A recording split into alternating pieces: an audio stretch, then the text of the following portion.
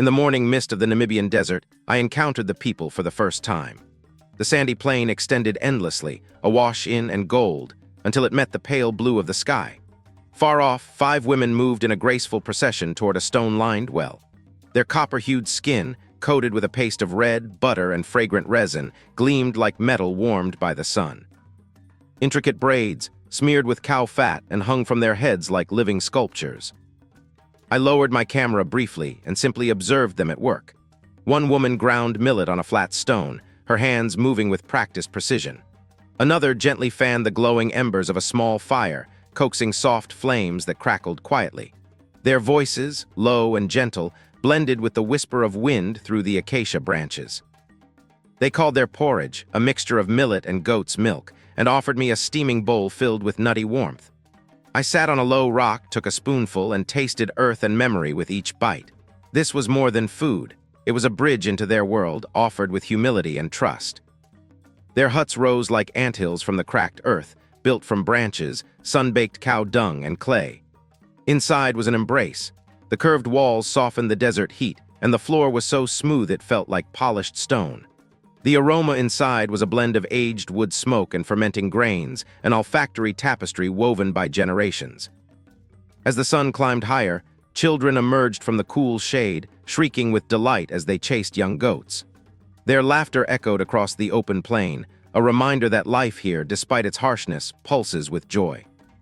By mid-morning, the desert's heat became a tangible force, pressing down on our shoulders. All warmth seemed to radiate from the ground, as if the earth itself were aflame. Beneath the shade of a sprawling baobab, Elder addressed the assembled community. His voice, soft yet resolute, pierced the still air. He spoke of change. Land once considered barren was now earmarked for commercial wildlife lodges and sprawling ranches.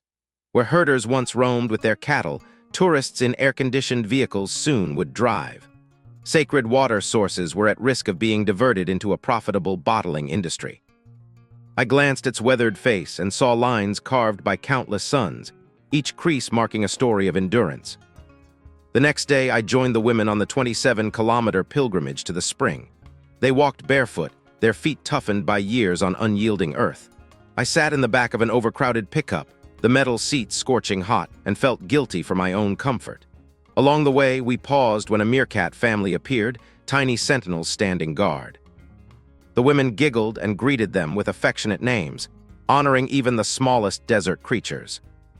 At water collected in a shallow basin, tinged with minerals, the women filled clay pots, their laughter ringing off the surrounding rocks. I realized this was a lifeline, every drop vital.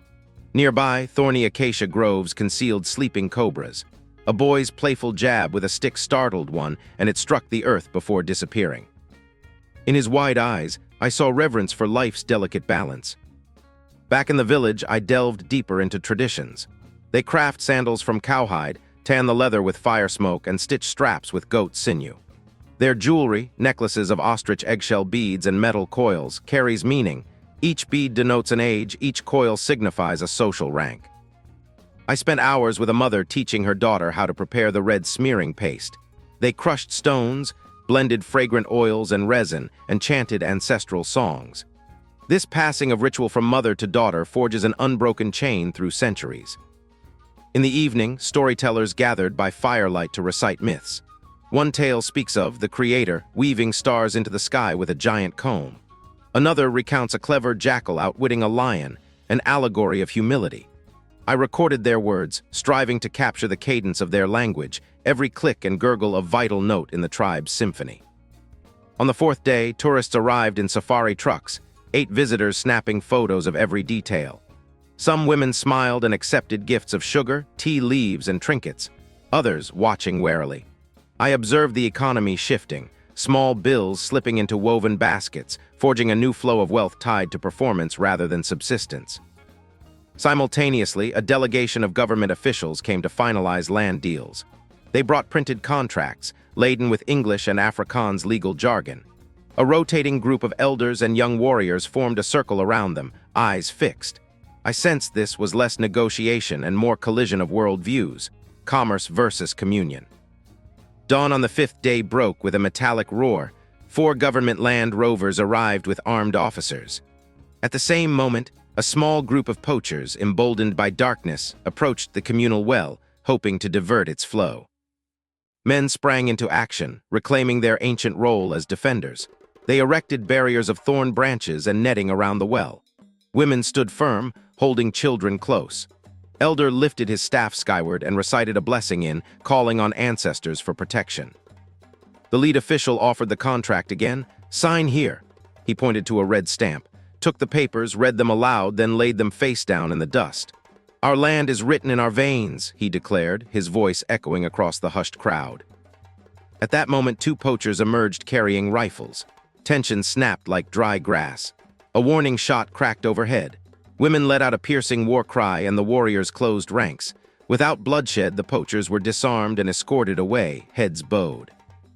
Confronted with such unity, the officials folded their documents. Engines roared and all vehicles sped off into the horizon. They had held their ground.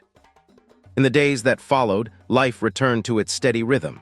Children splashed in shallow ponds. Basket weavers let their fingers dance through palm fibers. Herders guided goats to distant grazing lands. I walked along dusty paths, each step a reminder that these moments are fragile triumphs, not permanent victories. On my final evening, I joined a communal meal, millet porridge shared from a single wooden bowl.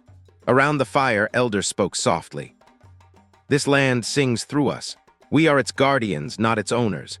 As long as we honor our ancestors and teach our children, no paper can sever our bond." I held the bowl, feeling its carved grooves, and understood that I had witnessed more than a cultural spectacle. I had shared an inheritance. Before dawn, as I packed my gear, the women pressed gifts into my hands, a small pot of paste and a beaded bracelet. I promised, "I will tell your story with truth and respect, so those who have never walked this land can still feel its heartbeat." They nodded, their faces bathed in first light, and I drove away, carrying their stories back to the world.